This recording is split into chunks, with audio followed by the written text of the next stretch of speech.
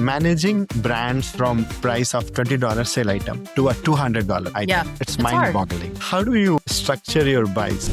So we approach pricing as a good, better, best type model. Our good pricing will get your customer in the door. And then finally, that best category. So it's for that fashion forward girl that's looking for, a $200 very special jacket. How do you curate assortments so customers feel they are discovering something special, not just shopping? Who are you buying for? What are they looking for in their life? Are they going on a trip? Are they going on a girls' night? Are they going out on a date? So you put yourself in the mindset of that customer. If somebody is launching a brand today online, what are the themes would you recommend them? The place to be for any trend is on TikTok. You have to really understand the niche that you're going after, and you have to dig deep on TikTok and understand what that customer is looking for.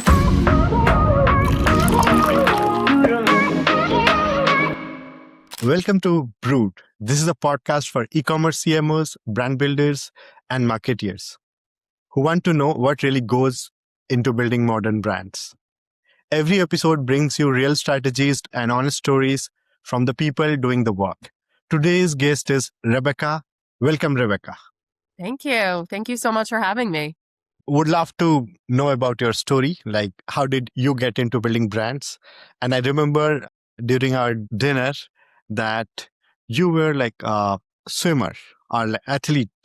So I would also like to know about you. You're part of that part of the story. And then like from being you were an athlete. Originally, like a long time ago. Yeah. So yeah, just like, from transition from like athlete to into the brands, and now you are seeing like a lot of brands. So it's like, I'm very much excited about, you have seen all kind of brands. The brands who launch online, go to offline. The brands who launch offline, they go online. And you have seen like multiple phases of like how the brands come into the market. So we are excited about how will we learn about brand building, merchandising. And so over to you. Like, we'll start with your story. Amazing. So just to touch on what you were saying before in terms of the athlete background. So I was a competitive baton twirler when I was in high school, and I was the captain of the team. So that captaincy that I had really informed my leadership style as we went from a teenager all the way through, the future of Mixology and what it is today. When I started baton twirling, I was actually working at Mixology on the sales floor as a part-time sales associate. So I was hired at 17 years old. And now we are sitting here a decade later and much wiser, I would say, as I lead the brand operations and retail store operations for Mixology. I'm also one of the buyers and merchants. So I sit and wear a lot of different hats. I went to the Fashion Institute of Technology. So I have been obsessed with fashion and retail since I was a very young girl. And I graduated from there. I went to Macy's. I was in their executive development program. I got formally trained in buying and planning. And then COVID hit. We all have a COVID story. So I left Macy's at the time. I was furloughed, and I went back to Mixology. So I started as an associate buyer, and then I worked myself up to vice president, and that is where we are today, 2026. So since you started your, like, how things have changed, like, you joined Mixology at the peak of COVID. Yes. What has changed in those 2 years, and what has changed from the customer behavior perspective, the way you have observed? Definitely. So back in 2020, when I joined, there was a huge resurgence of e-commerce shopping. And that was the main point in the customer journey. That's where you first made your contact, was e-commerce. And now I feel like the customer's so eager to get out and get back into stores and have that touch and feel experience that you get from a store, because you're able to try on, you're able to interact with people. And in the age of AI, there is no better way to interact than going into your local community store and really having that one-on-one experience with your sales associate who's really invested in your journey. So that's really how much everything has changed. It was very e-commerce heavy. And now I feel like our customer really wants to get back into brick and mortar and shop and have that experience. We would also love to understand how low merchandising model was different from or is different from traditional buying roles that you have been like trained for way of merchandising, and what is that high-low way of merchandising? Interesting. Okay. So I was formerly trained at Macy's. So Macy's is very, very traditional. You have one customer that is what they're shopping. They're shopping for a specific idea, a specific market. So when you're high low, I would say you're really touching on different assets of the customer in their journey. So high low dressing is you're mixing high and low price points. So that's where Mixology's sweet spot is. So you're really approaching everything in a way where you're kind of sitting at that midpoint. So that's where Mixology's sitting. So that white space between more of your entry level brand and then your designer brand. So the Mixology customer is always shopping a mid-priced brand. So they are really buying a $68 top and then they're mixing it and matching it with a $1,000 pair of shoes or, a $5,000 handbag. And that's kind of like where we're sitting. So we really want to make sure that we're touching that really big white space that's in the industry right now, which is, that $68 price point to wear a top with and match that back to a lower price point and higher price point. So it's very interesting in terms of like how we're able to service them within that niche. So, like when we see kind of a Macy's kind of a model and your model, so it's like if I have to just summarize it in like 3 lines, what would those lines be? Good question. I feel like you just have to know your customer. So you have to really understand what they're looking for because you're at service of your customer, not the other way around. So you have to learn who they are. And then once you learn who they are, you're able to better make a decision as to what you should stock for them. I think a lot of time when you're first starting out, you really are really focused on what you like and you have to understand what your customer likes more so. But I think Macy's does that in a good way, and then Mixology does that in a good way because they're two different types of customers. But the department store customer is very different than a boutique customer. So you just have to understand what your customer loves. Got it. When we see your journey, like you have started merchandising, you are like looking at e-commerce, store operations. Mm-hmm.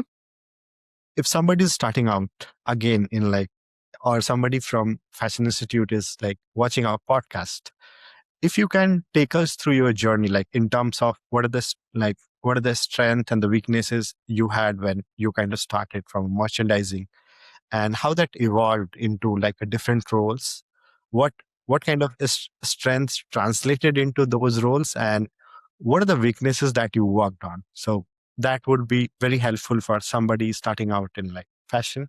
Question. So I would say when I was first starting out, a lot of the strengths in terms of merchandising that you have to have are mathematical based. So when you are going into the merchandising field, you don't realize how much of your day is spent in a spreadsheet.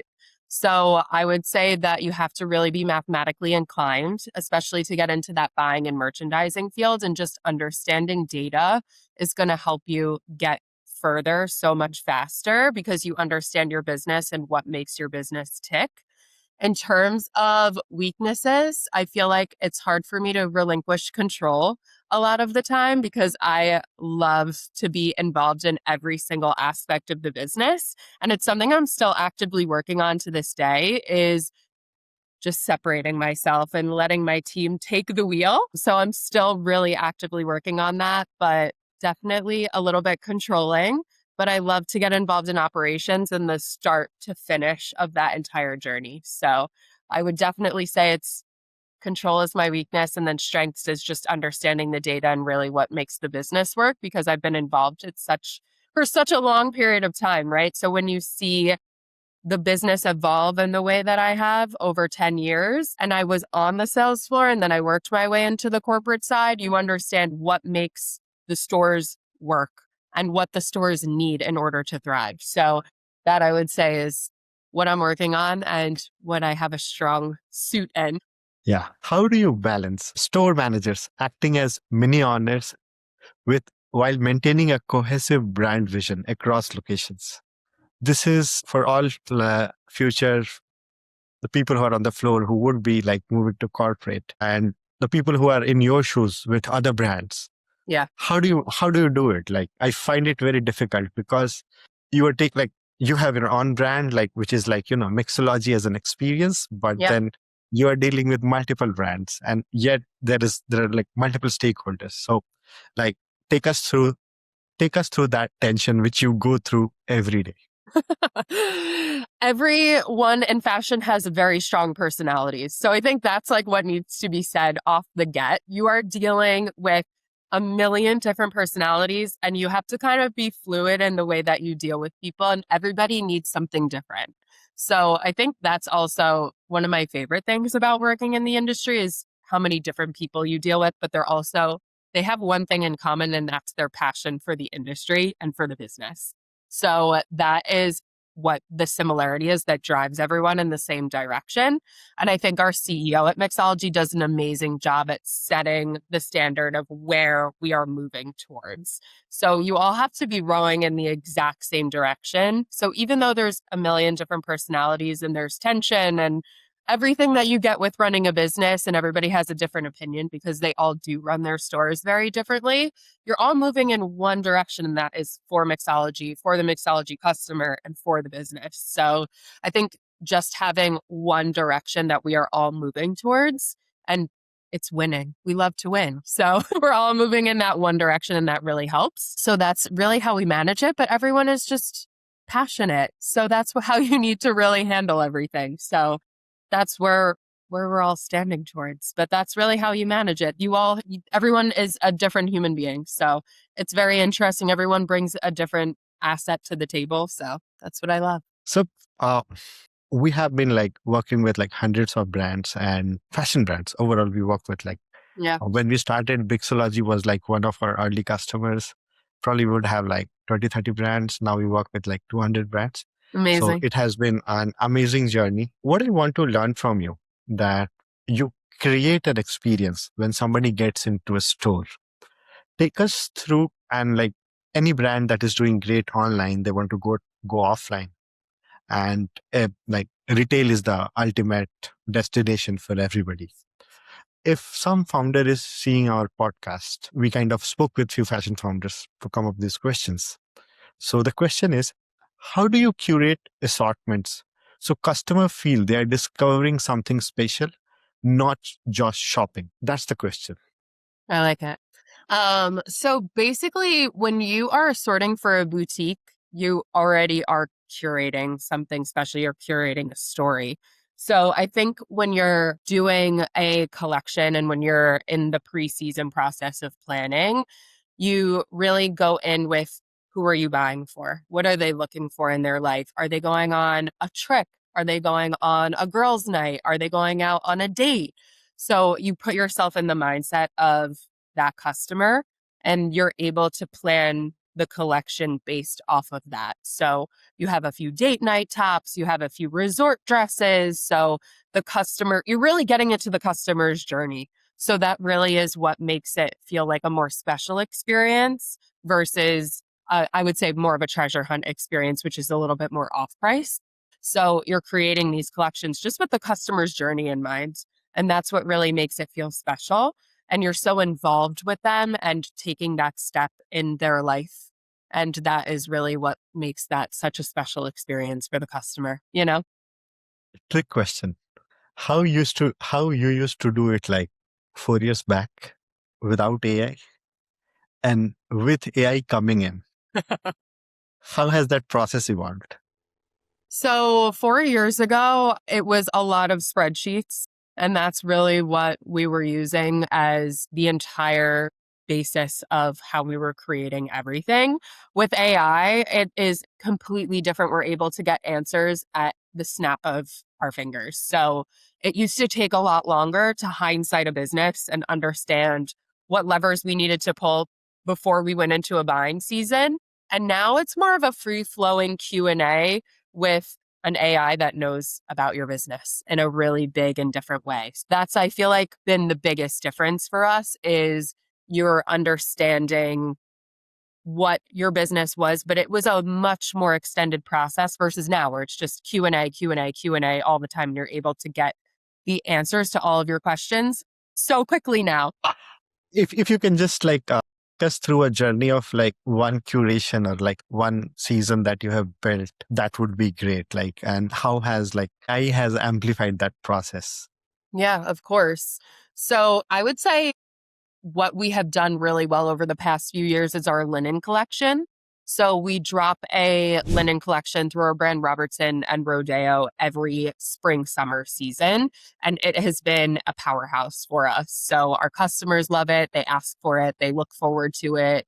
It is a mix between linen blend products and 100% linen. And we're launching it again this summer, which is going to be very exciting. And I feel like previously we would understand what the customer wanted based on a spreadsheet. So how were things sold through? What did it look like from, the merchandising perspective? So did we have enough bottoms? Did we have enough tops? Did we have enough dresses? And now we're able to understand what they're looking for on such a deeper level with AI. So how are we able to extend the SKU count? What colors are they looking for? What sizes sold best? And how are we able to actually forecast the size curve that's going to sell?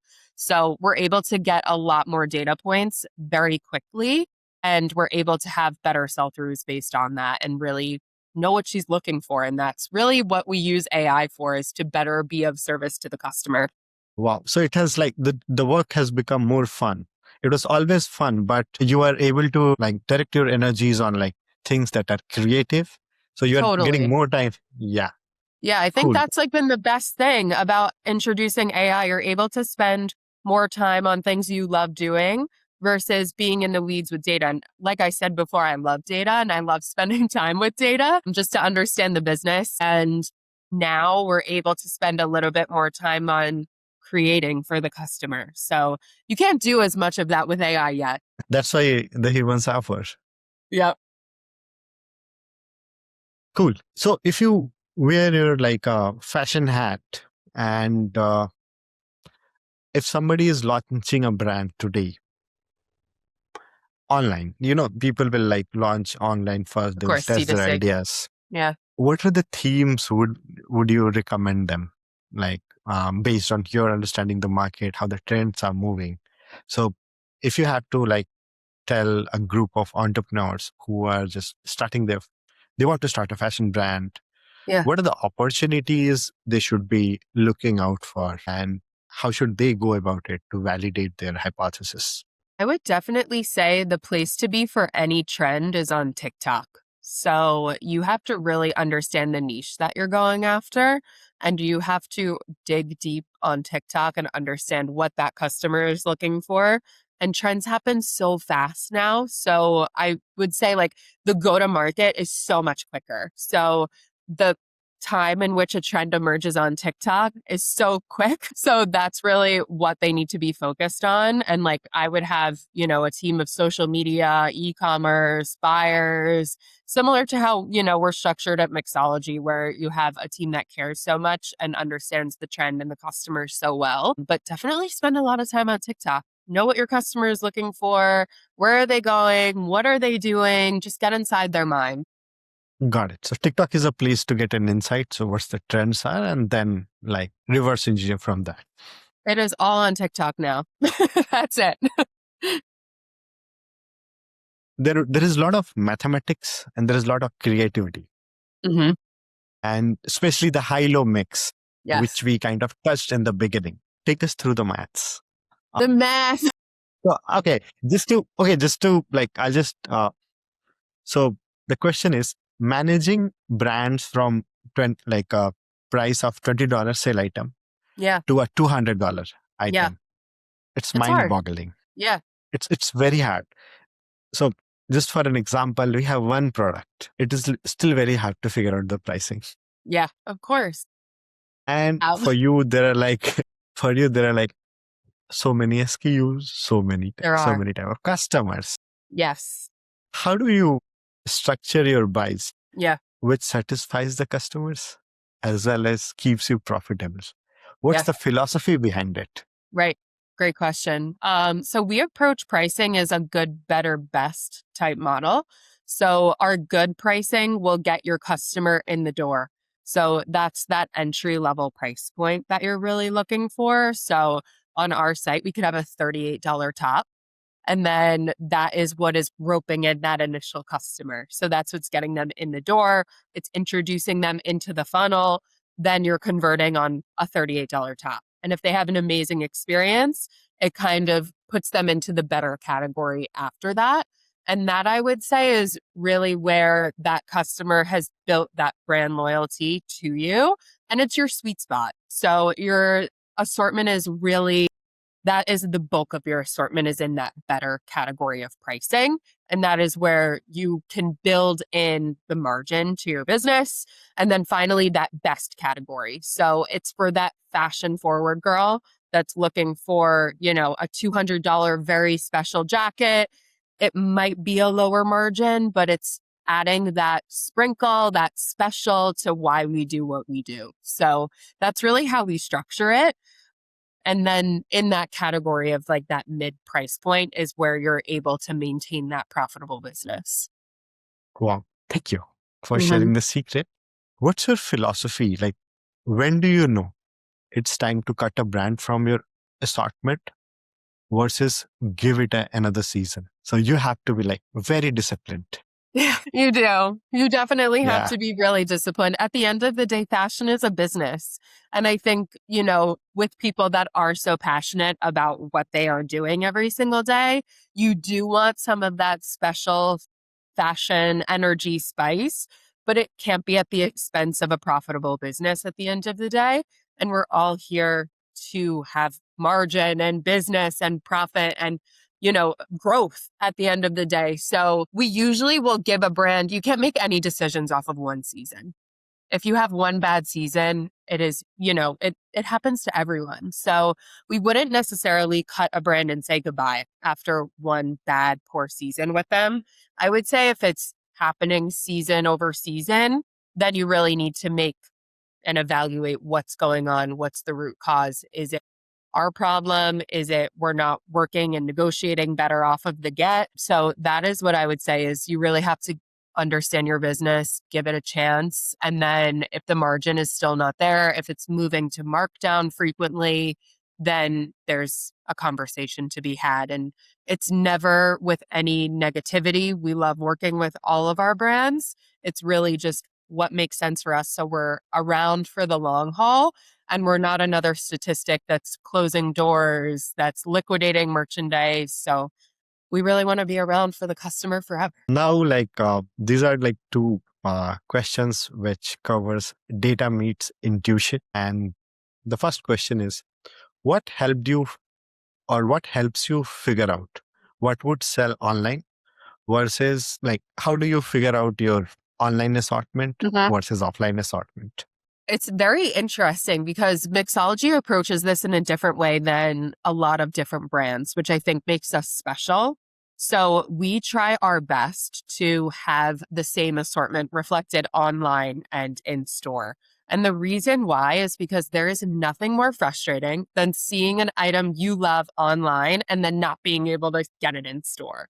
That is what we do not want because our best customers shop online and in store with us. So you really want to make sure that you're having a great presentation of what the customer is going to find in store and also have that reflected online. So I think that makes us different and special because you can walk into a lot of different stores these days and be disappointed with the in-store experience because the offering online is so much more broad. So we try and offer both and offer that omnichannel experience to all of our customers. Really makes for a more joyful shopping experience.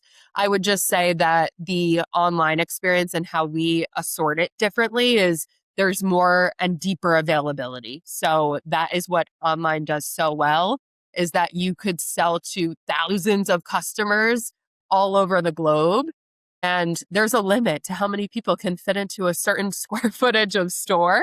And you don't get that online. So you could sell much deeper quantities versus in store, you can kind of really just touch and feel and have that great human experience. Just share one buying decision, one thing, one trend insight, one story where, you took a decision and it was great, like, and Love what that. went behind it. And of Yeah. course, whenever you took that decision, you would be nervous whether this will work out or not. You have your gut feeling, you would have some data, or it would be some kind of a free fall. So Yeah.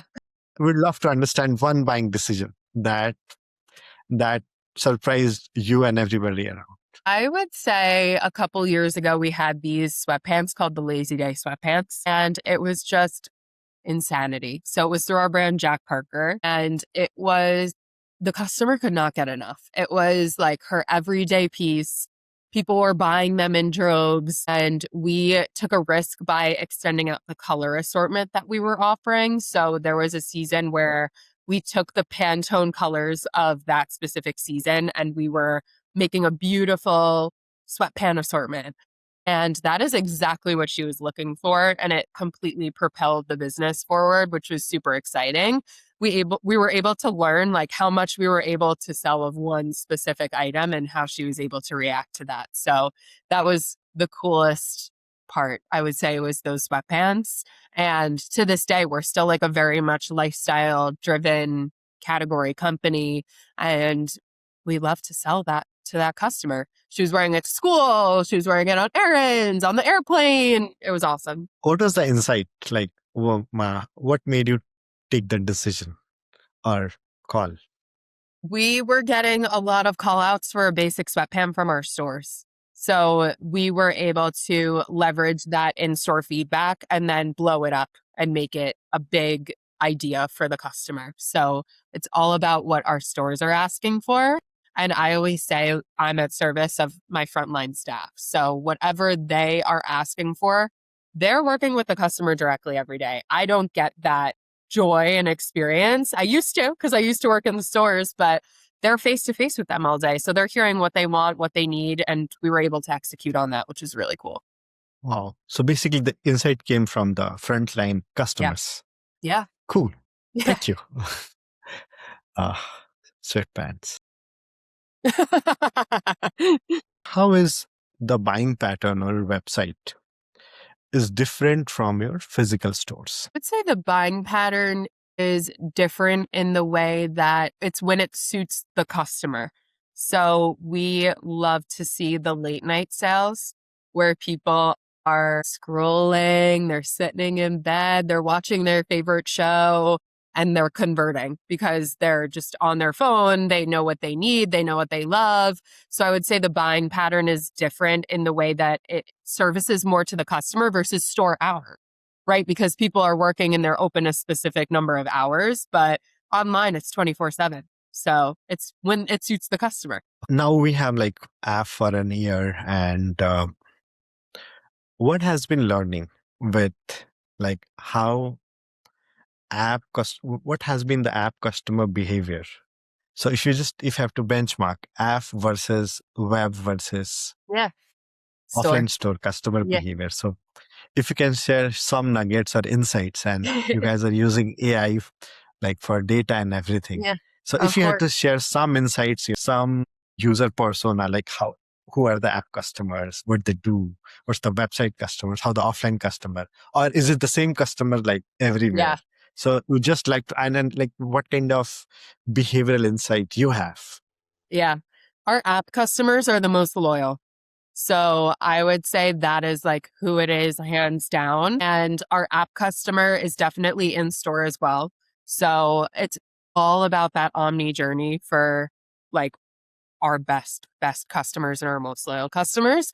They love having the ease, the speed, the conversion of an app just because it's so easy to just log on and buy on an application. I know not even for Mixology, but any brands that I shop for that I'm most bought into, I'll have their app on my phone. That's a guaranteed part of my day. I love getting push notifications. I love how they're directed towards me. They're at the right time. So I would say our app customers definitely, they love Mixology. So they always want that a part of their journey. It's their favorite app on their phone. They're able to scroll and they're able to make that decision. And obviously they're shopping online, they're shopping in store. So I would say it's a lot of the same person. But since we're so involved in our customers' communities and we're in these small and tight-knit communities, it's just an extension of them shopping in stores, them having the app to browse and have that ease and flexibility. Great. Now the question is, if you were given a power, Right. you were like, if you're leading our product, let's say, we make you our like a guest product lead for Yeah. AppBrew. Yeah. Uh, what are the five features that you would ask our tech team to ship it out ASAP? Because that will makes the customer experience 10x. Yeah, of course. I think the biggest thing about what you can get in a physical store versus an app is that in-person experience and that styling experience. So I would say anything where you are able to provide to the customer a way to shop in outfits is the way to be. Because when you walk into any of our Mixology stores and boutiques, you're getting a head-to-toe styling service and you're working one-on-one with a member of our styling team. So they're able to get to know you, what's going on in your life, and how is that kind of building your wardrobe. We always like to say we're building, off of the experiences that you're having in your life, we're building that wardrobe for you. So I would say it's definitely any styling opportunities that you could have built within the app is definitely going to convert that women's wear customers. We like to buy in outfits. I'm never a one and done type of shopper. It's always, head to toe. How is this top going to look with these jeans and what accessory am I adding? So it's all about the styling experience. And that's really what you get in store that you don't always get on app. And then vice versa with app shopping, you get no friction. So you're able to see availability, you're able to see pricing right away, and you're able to get that experience. So there's benefits and drawbacks to both, but having that harmonized omnichannel experience is the best. That's why we love what we do. Great. So if I just reverse the question, what are the things that omnichannel like your stores can incorporate from app shopping? Definitely. I think like what we do so well on the app is knowing what our best sellers are and what she's looking for right away. And then I think what stores in general, you want your best sellers front and center. So the app is able to kind of tell you and direct you what is, your cohort shopping for. And then in store, it's kind of left up to number one, the devices of the stores to decide where to place the best sellers and the merchandise. And it's up to as well their own devices of what does the store manager love? What are they selling? What are they doing today? So it's kind of up to them versus the app where it's data driven. So that's kind of what's missing in store. This is this is very helpful. I have been pitching it a lot. This is more regarding everybody who grows up, who sees scale. So the question is very simple. What has been the emotional impact of managing merchandising through rapid expansion? Like how have you evolved as a leader? So just being that front person, Yeah. now like wearing the corporate hat, Yeah. what has changed? A lot. And if you have to share, like somebody is starting out, what are the things they have to look for? What are the muscles they need to develop? Yeah. I would definitely say being empathetic is number one. At the end of the day, you're handling a lot of different people. So that's really what's changed for me. In the stores, you're worried and you have a lot of tunnel vision. So you're worried about your specific book of business. You're worried about your customers. You're worrying about what you have to do in that specific day to make it work for you in your store or in your book of business. But for me now, overseeing a lot of different individuals and being involved in their day to day, it's more about ensuring that they are comfortable with what they have to do. So understanding what they're doing every single day.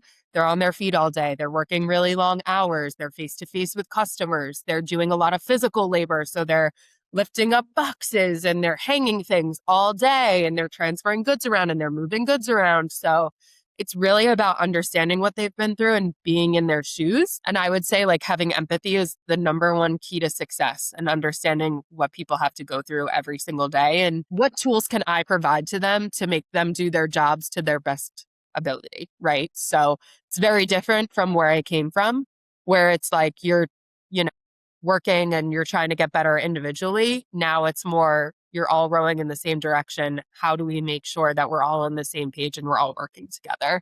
And it's taken me a while to get there, I would say. What was the most critical transformation that you did for yourself to evolve? It was recent, I would say. Like within the last few weeks, I would say it was definitely getting over fear of technology, AI. I would say that has been my biggest transformation is how could I better use the tools to help me grow and change as a leader versus being scared. You just have to get over that fear. And once you get over that fear, you're able to take on so much more than you ever even imagined. So that has definitely been the biggest transformation for me. So it's all about courage. It always is. You're always much closer than you think, I would say. You're just always, we always have a saying here that when you're about to give up, you're 1 millimeter away from success. And that is what I've really, really tried to internalize. And when you're ready to give up, you're right there. Right there. Wow. Yeah. Cool. If you see, imagine you are teaching a class of brand marketeers to analyze data. How should brands approach loyalty? Yeah. Perfect. I would say it's all about what problem are you solving for your customer. So why are you doing what you are doing right now? And your customer should be at the center of all of your decisions, like I've been mentioning. So I would say before you send out an email, a push notification, a text, what problem is your customer having and how are you solving it for them? So that is, I think, what they first and foremost need to look at. And as you continue to solve problems, you become reliable. And then that builds loyalty. So that is always what I would say. Yeah. And especially in fashion brands, which is kind of TikTok trends changes so fast. So fast. How can they incorporate changing trends in building their approach? I would say in the shoes of a marketer, you have to be on top of your trends, but you also have to be understanding of who you are. So there could be a viral trend that is not going to work for you at all. So just steer clear of it. So I would say if it suits you, great. You should get on a viral trend and then you'll be in front of more eyeballs. But if it doesn't service your customer, there's no point in doing it because these trends change so quick. You're so right. If you, would you be able to share your no-go list for your with us, with our viewers? Like, what are the trends or things that are in your negative list? I would say in terms of marketing or in terms of merchandising? Yeah. In terms of marketing? Yeah. Okay, now you have spoken about both. Please share. Yeah. Marketing as merchandising. Yeah. Yeah, merchandising. We could do merchandising. Merchandising, I would say from a buying and a product perspective, she's really responding to elevated basics. So we have kind of seen a time where maximalism was really out and about, and that was the 2010s, I would say. As we've gone further into the 2020s, she's definitely approaching quiet luxury, I would say. So she's buying things that are a little bit more wearable for every day. They're not loud. They're just pieces to build her wardrobe. And then she's layering that in maybe with one trend piece. Yeah. So this is your persona. Yeah. But the question was, what is your negative list? Steering clear of the trends. Or you can share from the marketing perspective. From marketing perspective, what are the things which is no go for you? Okay. So what we're not doing. It's a good question. What are we avoiding? I would say anything that moves too quickly and is too trend focused, where it's it's in one day, it's out the next. It's so passing. It's by the time you get it in and you're, marketing to that specific audience, it's done. So when you're it's all about what works for you and what doesn't. So I would say anything that's way too trend focused and anything that's negative, we don't like. So we're never obviously negativity can go super viral. So we stay away from that because one of our core values at Mixology is to radiate positivity. So we're trying to always be your best friend and Anything negative, we stay away from, but it does go viral. So basically, sticking to your brand values is the fundamentals. Never 100%. get out. Yeah. Wow. Okay. Now we are kind of, I hope you are enjoying the conversation. Yeah, We absolutely. we are at the end of the podcast, and I have one surprise for you. But before we go in there, we'll have the last question, which is like two contemporary fashion brand leaders who inspire you. And of course, that's not Jordan. Apart from Jordan.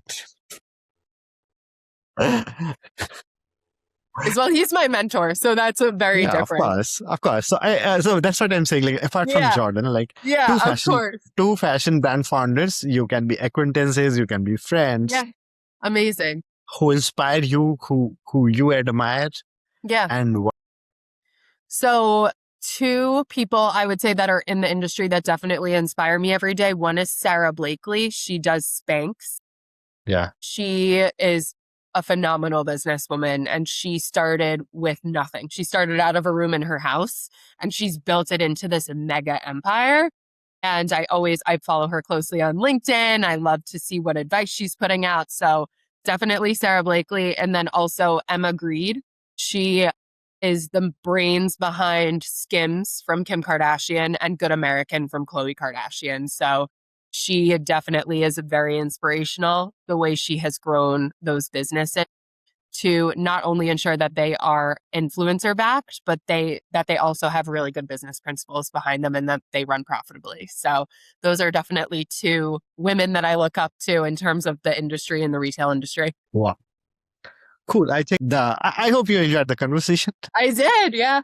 All I can tell you is I think especially this brand, when we spoke with like founders and other guys, this is a lot of value for the people in the fashion brand who are building their career.